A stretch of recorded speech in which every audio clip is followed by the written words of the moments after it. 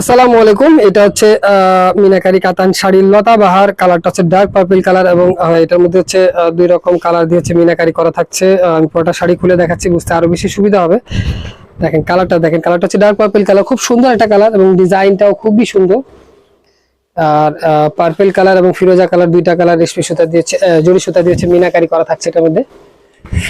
আঁচলের মধ্যেও সেম একই রকম, এটা হচ্ছে ফিরোজা কালার, তারপর হচ্ছে পার্পল কালার। একটু ক্লোজ করে দেখাই, এটা হচ্ছে আঁচলটা, দেখেন কতটা সুন্দর ডিজাইন করা আছে। পুরোটা আঁচল জুড়ে হচ্ছে মিনাকারি করা, এটা হচ্ছে আঁচলের ব্যাক পোর্শনটা।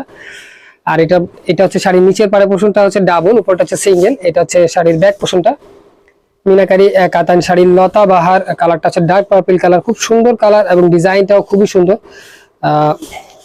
এই দেখেন পুরাটা শাড়িতেই মিনাকারি করা আছে, প্রত্যেকটা ফুলে হচ্ছে মিনাকারি করা থাকছে। শাড়িটার এই পর্যন্ত হচ্ছে কাজ করা, তারপর হচ্ছে সামান্য একটু গ্যাপ। আর এটা হচ্ছে ব্লাউজ পিসটা এবং এই বেলটা পড়বে ব্লাউজের হাতায়।